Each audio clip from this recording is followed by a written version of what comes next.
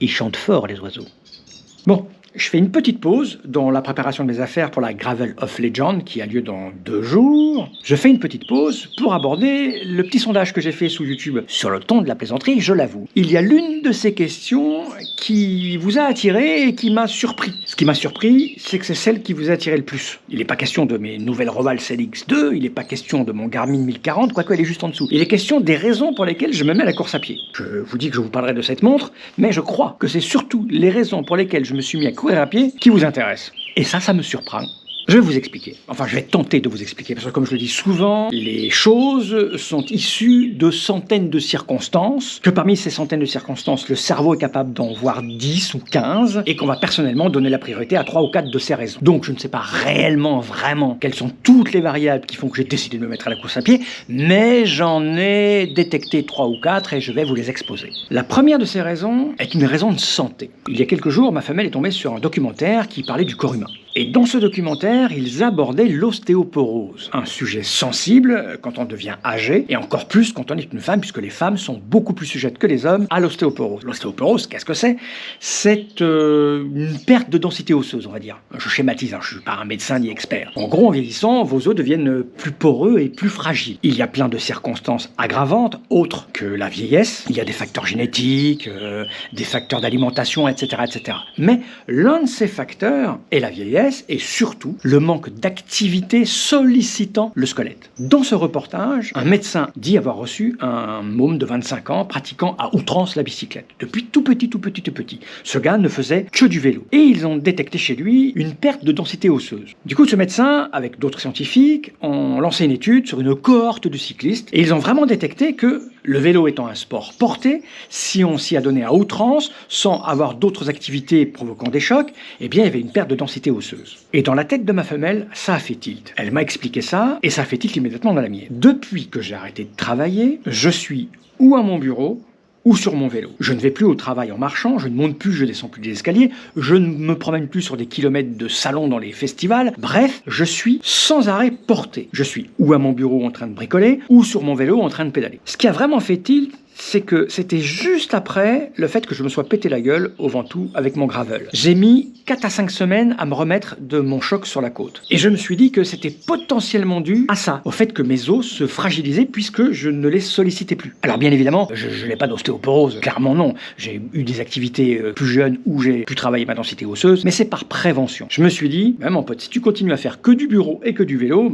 tu vas te fragiliser. D'ailleurs, je le vois, j'ai aussi une perte musculaire sur les bras. Je sens bien là que j'ai perdu de la masse au niveau des épaules, etc. Donc, je me suis dit, oui, courir, ça serait une bonne chose. Ça compenserait la marche, ça compenserait tout un tas de choses. Mais c'est pas le seul élément. Il se trouve que j'adore avoir des activités avec ma femelle. J'aime faire du gravel avec elle, par exemple. Et il se trouve que ma femelle marche et court. Elle marche et court pour des raisons de santé. Et je vois bien que parfois, elle n'est pas très motivée par l'idée d'aller courir. Et je me suis dit qu'en me mettant moi-même à la course à pied, ça allait la motiver. Et qu'elle aussi allait me motiver à y aller. Et surtout, qu'en me calant sur elle, j'allais éviter de courir comme un gros con. Ah, non pas que je cours pas comme un gros con, je cours comme un gros con. Je ne sais absolument pas courir. J'ai une foulée de merde. Je le sais parce qu'il y a longtemps, je courais. Je ne suis pas dans la recherche de la performance. J'ai toujours couru pour pouvoir prendre 2 fois du dessert. J'ai aussi beaucoup pratiqué le footing touristique. J'adore courir quand je suis à l'étranger. Enfin, j'adorais courir quand j'étais à l'étranger. Par exemple, j'ai traversé Las Vegas de fond en comble, du nord au sud, de l'est à l'ouest. Ça fait visiter des quartiers dans lesquels on ne va pas si on n'y va pas en trottinant. Mais j'ai toujours couru comme une merde. Je ne sais pas courir, je ne sais pas choisir ma foulée, je ne sais pas poser mon pied, je le fais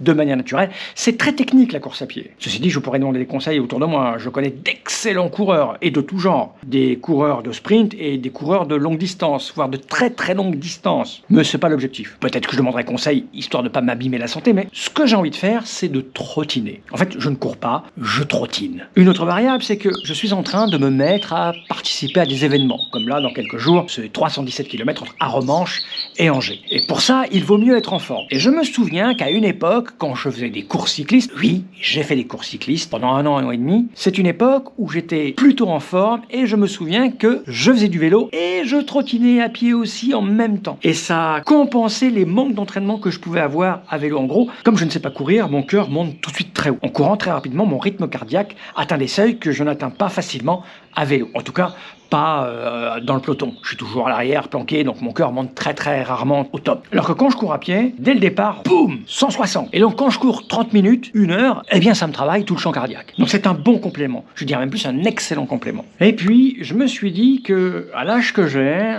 si je reprends pas l'entraînement de la course à pied, ça sera très difficile d'y revenir quand je serai bien plus vieux. Alors, j'ai bientôt 60 ans, les 70, les 80 vont arriver très très vite. Et vous me direz, je pourrais continuer de faire du vélo, mais peut-être pas. Ma situation personnelle, assez confortable, risque peut-être de se dégrader avec ce que le futur nous prédit, nous prévoit. Je ne pourrais peut-être pas, dans les 10 ou 15 ou 20 prochaines années, continuer à avoir le même train de vie avec du matériel haut de gamme, changer les pièces qui sont de plus en plus chères sur mon vélo. Et moi, j'aurais toujours besoin de faire de l'exercice. Or, la course à pied est probablement l'une des activités physiques qui demande le moins de financement. Une bonne paire de baskets et c'est parti. Et si je ne me mets pas à recourir maintenant, dans 10, 20, 30 ans, j'aurai du mal à m'y remettre. D'ailleurs, je le vois dans l'activité de tous les jours, quand je sollicite mon système cardiaque, mon système pulmonaire autrement que sur le vélo, quand je dois marcher vite, courir pour attraper un train ou pas arriver en retard, etc., je sens bien, même si ma condition physique est plutôt excellente à mon âge, je sens bien que des fois j'en chie, parce que je sollicite mon organisme différemment et qu'il aime pas ça. Donc si je veux vraiment me prémunir contre une dégénérescence qui va arriver, quoi que je fasse, il vaut mieux la ralentir dès maintenant en ayant une activité